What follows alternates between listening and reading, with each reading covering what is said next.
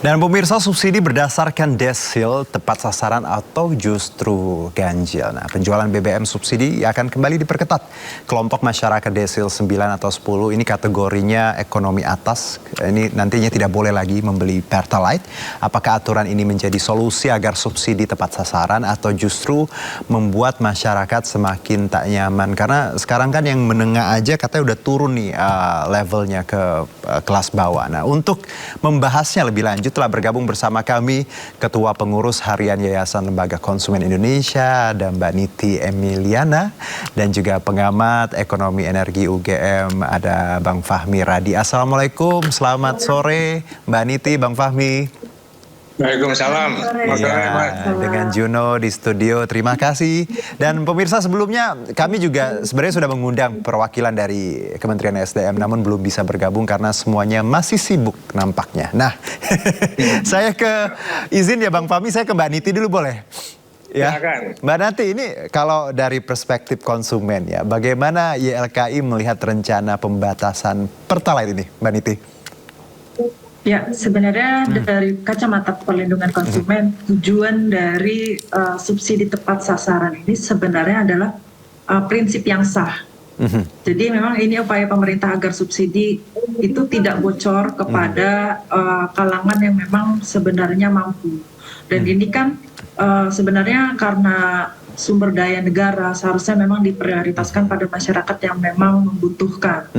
Namun memang prinsip dari perlindungan konsumen ini juga jangan sampai upaya memperbaiki ketepat sasaran ini juga menimbulkan ketidakadilan yang baru. Karena memang salah satu tolak ukurnya itu adalah desil, di mana desil ini sebenarnya kan kayak halnya status sosial ekonomi, sedangkan status sosial ekonomi masyarakat itu sangat-sangat dinamis. Ya.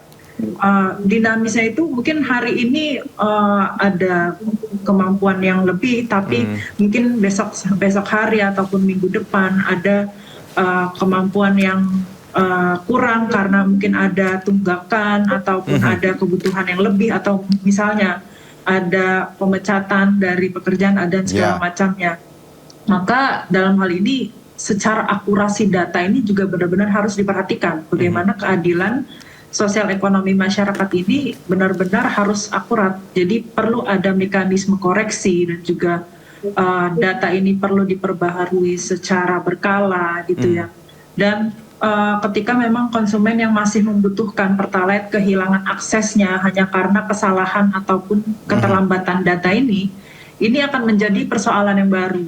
Oke. Jadi siapa yang menerima subsidi dan juga bagaimana. Mbak Niti, ada cara lain nggak sih untuk kita memilah-milih ini kan, karena seperti yang saya sebutkan di awal bahwa memang kan kondisi ekonomi tadi dinamis sekali, yang menengah pun bisa turun sebenarnya ya levelnya dengan kondisi tadi ada PHK segala macam. Ada cara lain nggak menurut Anda yang juga lebih detail dan memang tepat, tidak hanya berdasarkan desil misalnya, Mbak?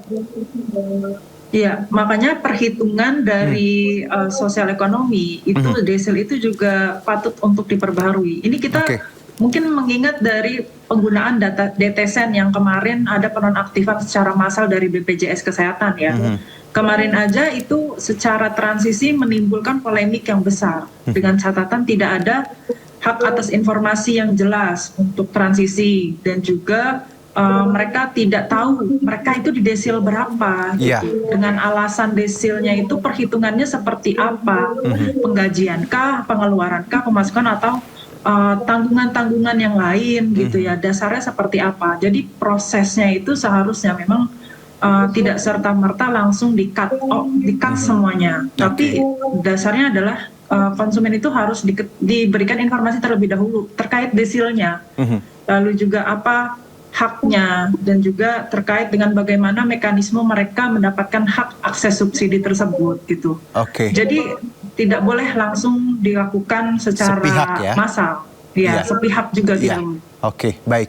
Menarik. Selanjutnya saya ke Bang Fahmi. Bang Fahmi, kalau kita baca ya niat pemerintah untuk mengurangi kebocoran subsidi dengan menyasar tadi desil, beberapa desil secara hitungan energi dan fiskal. Menurut Anda kebijakan ini baguskah atau ada dampak tertentu menurut Anda, Bang Fahmi?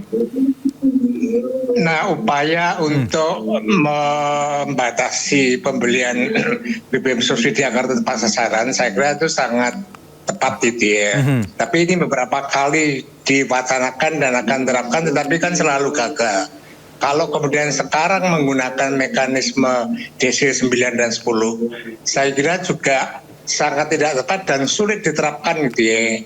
Tadi misalnya Mbak Niti mengatakan proses keadilan tadi, karena desil 9-10 ini kan dinamis gitu ya, sehingga ini akan selalu berubah. Nah kemudian yang kedua, bagaimana implementasi di lapangan, bagaimana petugas SPBU itu mengetahui bahwa dia desil 9 atau desil 10 gitu ya. Ini sama juga dengan sebelumnya pernah akan diterapkan berdasarkan CC kendaraan sepeda bermotor. Ini juga akan sulit diterapkan di lapangan gitu ya. Nah menurut saya ada cara yang cukup sederhana dan bisa langsung diterapkan gitu ya. Jadi menurut saya yang boleh membeli BBM subsidi Pertalite atau juga solar itu yang pertama adalah sepeda motor. Saya kira sepeda motor itu layak untuk menggunakan BBM subsidi gitu ya. Ojol sekalipun saya kira dia layak. Nah kemudian yang kedua, kendaraan angkutan orang dan angkutan barang. Nah dengan kriteria yang sangat sederhana itu dengan mudah SPBU akan mengimplementasikan tadi kalau sepeda motor, angkot plat kuning, truk dengan 8 roda tadi itu boleh. Di luar itu maka tidak boleh diberikan untuk membeli BBM subsidi. Itu saya kira sangat sederhana dan itu bisa diimplementasikan dan saya kira itu mencapai rasa keadilan gitu ya. Nah di luar tadi khususnya pemilik mobil pribadi gitu ya, maka dia tidak boleh membeli BBM subsidi dan harus berpindah ke Pertamax. Itu barangkali yang bisa segera diterapkan gitu Mas. Iya, menarik Bang Fahmi bahwa ketika kita bicara cara yang sederhana ya tadi sepeda motor, angkutan umum itu pasti harusnya diperbolehkan untuk Pertalite, sementara kalau kendaraan pribadi ya harus mau nggak mau harus beri Pertamax. Nah saya ke Mbak Niti bahwa ada cara yang sederhana loh Mbak, sebenarnya simple yang dibilang Bang Fahmi juga, dan mungkin sebagian kita berpikir ya kenapa enggak, kenapa ada cara yang menurut Anda cara seperti ini bisa diterapkan nggak sih daripada kita pakai desil 9-10 yang let's say ini kan abu-abu sekali, saya pun belum tentu masuk 9-10 atau teman-teman saya sebenarnya. Iya, memang Indonesia ini kita tahu lah data itu sumbernya dari A, B, C aja terkadang berbeda-beda. Validitas datanya itu berbeda-beda. Dan ini pun desil ini sebenarnya, dan desil dan juga data pengeluaran per kapita kita kan sebenarnya beda. Pengeluarannya berapa, pemasukannya berapa itu pun juga beda. Nah, validasi dan pemutakhiran data itu sebenarnya yang harus menjadi kunci dan cross check-nya. Tapi sebenarnya karena ini negara juga harus mengingat bahwa fokus dari negara itu bukan hanya untuk mencegah orang mampu menerima subsidi, tapi juga harus memastikan bahwa setiap masyarakat juga membutuhkan itu, yang membutuhkan itu juga memiliki akses yang sama, dan juga berdasarkan dari kebutuhan masyarakat dan juga ketersediaan. Misalnya Pertamax-nya lagi kosong, hanya ada Pertalite, sedangkan dia desilnya yang tinggi. Terus masa nggak boleh beli Pertalite karena misalnya Pertamax-nya lagi kosong atau lagi pengisian? Itu kan sesuatu hal yang sekiranya perlu dipertimbangkan juga, bahwa kebutuhan masyarakat dan juga sebagai hak masyarakat untuk mendapatkan akses yang sama. Jadi bukan serta-merta data desil ini menjadi data yang mutlak seharusnya ya, bukan menjadi data yang mutlak untuk menjadi pendistribusian atau pembatasan hal tersebut, karena mencegah orang yang mampu membeli subsidi itu sebenarnya prinsip untuk tepat sasaran, tapi negara juga jangan lupa bahwa setiap masyarakat itu juga membutuhkan akses BBM tersebut. Oke, tapi Mbak kalau hitung-hitungannya Mbak Niti ya, yang konsumsi Pertalite ini kelompok desil 9-10 ini porsinya besar nggak sih Mbak, atau sebenarnya nggak terlalu besar? Ya, itu sebenarnya yang menurut saya yang punya data nanti dari Pertamina-nya ya. Tentu kami tidak punya data secara besar seperti itu, secara rigid dan kaku. Tapi memang ada prinsip konsumen itu juga harus memiliki kecerdasan dan kesadaran di mana mereka ketika mampu seharusnya mereka secara sadar tidak untuk membeli BBM subsidi karena itu adalah hak masyarakat lain yang butuh, yang sekiranya butuh gitu, yang sebagai BBM tepat sasaran tersebut. Oke. Gitu. Baik, Pak Bang Fahmi, kalau pertanyaannya gini Bang, kan konsumsi Pertalite kelompok yang ekonomi atas nih kan kalau dinilai besar nggak sih Bang sebenarnya, atau memang angkanya nggak terlalu besar? Jadi kalau ada pembatasan di angka yang tidak terlalu besar ini, signifikan nggak kebijakan ini?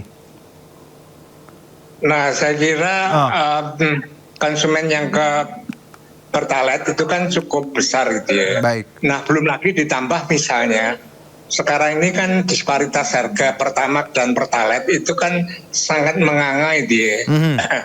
Nah, itu akan mendorong juga migrasi konsumen dari Pertamax ke Pertalite, sehingga beban subsidi untuk Pertalite ini akan semakin membengkak, kuotanya bahkan bisa jebol.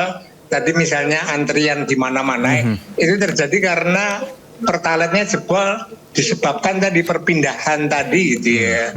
Nah, sehingga memang perlu ada pembatasan penggunaan BBM subsidi khususnya untuk Pertalite tadi. Dan selama ini selalu diwacanakan yang berkaitan dengan mekanisme dan selalu gagal gitu ya. Dulu misalnya menggunakan My Pertamina sudah diuji coba ternyata gagal juga. Menggunakan kriteria CC misalnya. Ini juga sulit diterapkan. Bagaimana petugas akan ngecek CC-nya tadi? Pakai barcode masih juga ada yang tidak berhak dapat barcode juga itu ya. Karena mekanisme tadi, maka tadi saya usulkan cara sederhana, yang penting pembatasan ini dapat diterapkan lebih dahulu itu ya. Maka tetapkan saja sepeda motor, kemudian angkot, dan juga truk yang mengangkut kebutuhan pokok tadi. Nah, itu cukup sederhana dan petugas SPBU dengan mudah mengenalinya. Sepeda motor boleh, angkot boleh, truk roda 8 boleh gitu ya. Kalau masih memikirkan desil dan lain sebagainya, saya semakin yakin bahwa itu tidak akan mudah diterapkan dan akhirnya tidak pernah ada pembatasan, padahal beban subsidi itu sangat besar itu Mas. Iya, karena udah ada contoh tadi Bang Fahmi ya, My Pertamina, CC juga ya ternyata nggak jalan. Nah, kalau ke Mbak Niti, bahwa sebenarnya banyak langkah yang sudah dilakukan pemerintah, termasuk My Pertamina tadi gagal, CC juga gagal. Apakah yang disebutkan Bang Fahmi tadi harusnya ini yang harus segera dilakukan Mbak Niti, bahwa motor, angkutan umum udah itu yang memang berhak Pertalite, yang lain ya mobil, mau mobil apapun ya mobil pribadi go ke Pertamax menurut Anda? Iya, memang saya setuju bahwa ada kepentingan-kepentingan umum seperti angkutan umum ataupun memang plat kuning itu memang dan UMKM misalnya ya, pedagang itu berhak untuk mendapatkan BBM subsidi dan juga masyarakat bawah. Tapi memang untuk pembatasan ini memang agak sedikit rancu terkait dengan status sosial ekonomi dan juga kemampuan gitu, karena untuk validitas data yang harus diperbarui ini pun juga, dan juga kemampuan mobil pribadi, misal mobil pribadi tapi masih kredit, itu kan juga ada pengeluaran yang lebih. Benar. Gitu. Nah, itu juga tidak serta-merta bahwa ada status ekonomi yang lebih tinggi. Nah, dan juga mungkin ada konsumen atau masyarakat yang punya asetnya banyak, mungkin biasa tuh yang sudah purna tugas ya, asetnya banyak tapi uang cashnya atau uang secaranya itu mungkin tidak terlalu banyak. Nah, sedangkan kebutuhan juga banyak. Nah, itu kan juga menjadi standar yang rancu. Bagaimana status ekonomi masyarakat ini, pengeluaran dan juga pemasukan, ini akan menjadi kerancuan di implementasi di lapangan. Nah, mekanisme-mekanisme ini sebenarnya harus juga dipertimbangkan gitu.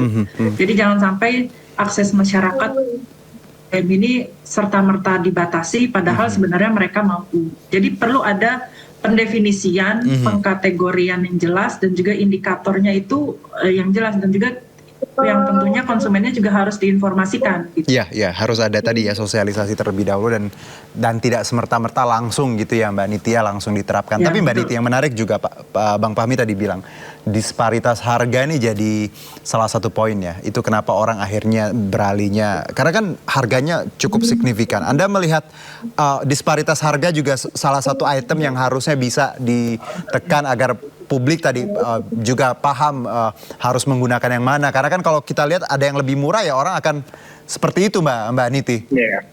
Iya, itu benar-benar sangat mempengaruhi. Dulu itu kan Pertamax tidak setinggi ini. Ya. Dulu mungkin masyarakat banyak yang menggunakan Pertamax, tapi karena ada kenaikan harga yang mempengaruhi pengeluaran mereka, jadi berpikir 2 kali untuk menggunakan Pertamax yang sama, sehingga ada penurunan dan migrasi itu juga mempengaruhi gitu. Jadi fluktuasi harga pasar dan juga bukan harga Pertamax saja ya atau BBM lain, tapi kan dari komoditas pasar yang lain itu juga mempengaruhi pengeluaran masyarakat gitu ya. Jadi range Pertalite dan Pertamax itu cukup jauh gitu. Jadi ketika mau ada pengambilan keputusan ya tentu merasa yang lebih murah ya yang itu yang dipilih gitu. Itu sebenarnya yang sifat konsumen, mempertimbangkan kemampuan ekonomi mereka.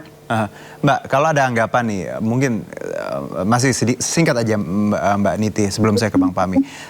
Efisiensi ini ibaratnya memindahkan beban biaya dari negara ke konsumen, karena harusnya negara dong yang hadir gitu. Anda melihat ini Mbak? Ya, tentu sebenarnya prinsipnya kami setuju untuk terkait dengan tepat sasaran. Tapi memang prinsip memindahkan beban negara kepada masyarakat itu yang saya tidak setuju. Itu yang seharusnya malah negara yang harus hadir membantu masyarakat, bukan masyarakat yang sekiranya menerima beban-beban dari negara tersebut. Jadi prinsipnya dan pemikirannya itu harus diperbaiki lah gitu. Harusnya negara yang membantu masyarakat. Iya, apalagi kan kategori kita kan negara berkembang ya Mbak, masyarakatnya juga masih banyak yang survive gitu ya. Nah kalau saya ke Bang Fahmi, Bang, dengan formula yang pemerintah coba terapkan ini ya Bang ya, tadi untuk menekan biaya subsidi agar ya tidak bengkak seperti itu. Ada nggak sih Bang Fahmi cara lain agar kita tetap hemat energi, subsidinya tepat sasaran selain dengan desil dan ataupun dengan tadi sepeda motor dan angkutan umum. Ada cara lain menurut Anda sebagai pengamat Bang Fahmi? Nah, tadi kalau subsidi yang diberikan pada sepeda motor dan angkot tadi, maka pemilik kendaraan pribadi tadi, ini mau tidak mau kan tidak harus pindah ke Pertamax. Nah, dengan Pertamax yang harganya mahal tadi, maka pemilik mobil pribadi tadi, dia akan berusaha hemat tadi gitu ya. Tapi kalau dengan harga Pertalite yang murah, barangkali dia akan boros. Itu barangkali salah satu cara juga untuk menghemat gitu ya, BBM bersubsidi tadi. Saya setuju dengan Mbak Niti tadi masalah keadilan misalnya. Tapi masalahnya itu kan tidak mudah. Harus dikaji dulu misalnya. Sekarang kan masih mau dikaji, kemudian terapkan, saya nggak yakin itu akan bisa diterapkan seperti halnya yang sebelum-sebelumnya itu. Tapi kalau yang sederhana ini terapkan dulu, sepeda motor dan angkot dan truk misalnya. Nah, setelah diterapkan situ kan ada penghematan yang cukup besar gitu ya. Sambil kemudian nanti dievaluasi, barangkali pemilik mobil pribadi yang pensiunan misalnya, atau juga yang digunakan untuk Grab atau ojol gitu ya, itu barangkali bisa juga dapat subsidi dengan kriteria tertentu gitu ya. Jadi terapkan dulu yang sekarang supaya ada penghematan gitu ya. Ini mengingat juga bahwa fiskal kita ini kan semakin membengkak, semakin berat bagi perekonomian Indonesia. Jadi selesaikan dulu itu. Nah, sambil nanti dievaluasi terkait dengan masalah keadilan, masalah beban rakyat tadi gitu ya. Nah, di negara misalnya Malaysia itu justru orang kaya dapat subsidi gitu ya, karena BBM yang RON 95 itu dapat subsidi karena budgetnya, anggarannya Malaysia itu memenuhi dan beri subsidi. Tapi kalau sekarang kita ini beban subsidinya itu kan semakin berat gitu ya, maka ada urgensi untuk segera dilakukan pembatasan dulu sambil dievaluasi. Jangan dibalik, dievaluasi mekanismenya dulu baru diterapkan, tidak akan pernah diterapkan seperti yang pernah terjadi sebelumnya itu, mulai Pertamina sampai barcode itu selalu gagal untuk diterapkan itu, Mas. Oke, Bang Fahmi, kalau saya tanya terkait ini, Bang, elektrifikasi ya, listrik ya, apakah ya kendaraan listrik plus kita tahu tadi Pak Prabowo beberapa jam yang lalu baru saja launching MOLI ya, motor listrik nasional. Anda lihat bahwa apakah ya infrastruktur kita dan kesiapan kita dan mungkin ya kemudahan rakyat untuk memiliki kendaraan listrik itu bisa jadi solusi mungkin, Bang Fahmi, menurut Anda? Ya itu bisa jadi solusi tapi jangka panjang, Mas. Baik. Karena itu mengubah behavior gitu ya, dari konvensional ke listrik. Ini butuh berbagai pertimbangan juga selain infrastruktur tadi. Ketersediaan infrastrukturnya itu kan masih terbatas. Nah kemudian mengubah perilaku tadi itu tidak mudah, banyak pertimbangan yang harus diberikan. Misalnya orang Indonesia kalau beli kendaraan bermotor itu berpikir nanti kalau dijual lagi harganya jatuh atau tidak misalnya. Ini juga akan menjadi pertimbangan beralih ke listrik, tetapi jangka panjang saya meyakini kalau itu direncanakan dengan baik gitu ya, maka pada saatnya akan menjadi solusi. Tapi kalau jangka pendek ini untuk menyelamatkan fiskal kita yang semakin hancur gitu ya, ini tidak akan bisa teratasi kecuali pembatasan tadi segera diterapkan gitu, Mas. Oke, Mbak Niti. Terakhir Mbak Niti, bagaimana Anda dari LKI dan tanggapan Anda, mungkin closing statement apa yang bisa kita petik hari ini dan bagaimana pemerintah harusnya bersikap dengan segera, baik itu tadi untuk kebijakannya, pengetatannya agar tepat sasaran, Mbak Niti? Ya, tentunya secara prinsip di LKI mendukung untuk adanya penyaluran distribusi BBM subsidi tepat sasaran ini ya. Tapi memang tadi prinsipnya jangan sampai negara memindahkan beban kepada rakyat, karena di sini juga rakyat membutuhkan kehadiran negara. Dan tentunya secara pendistribusian ini juga harus ada unsur keadilan dan juga keberlanjutan.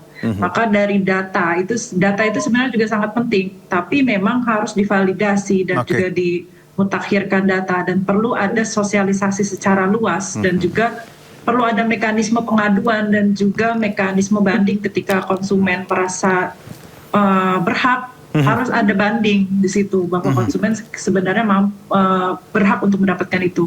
Jadi unsur-unsur dari prinsip perlindungan konsumen ini juga harus menjadi prioritas utama. Oke. Mbak Niti, Bang Fahmi, terima kasih banyak atas bincang singkatnya. Ini juga jadi perhatian kita semua masyarakat. Kalau ya tadi mampu, dimohon ya jangan pakai subsidi orang, beli yang seharusnya gitu ya kalau yang mampu. Dan tadi pemerintah juga jangan asal ambil kebijakan, tapi benar-benar dilihat nih desilnya, kondisi ekonominya, karena nggak semuanya itu yang terlihat baik-baik saja itu baik-baik saja ya. Mbak Niti dan juga Bang Fahmi, terima kasih semuanya, semoga ada kabar baik di bulan kemerdekaan ini. Terima kasih Mbak Niti dan juga Bang Fahmi. Terima kasih, selamat sore. Selamat sore.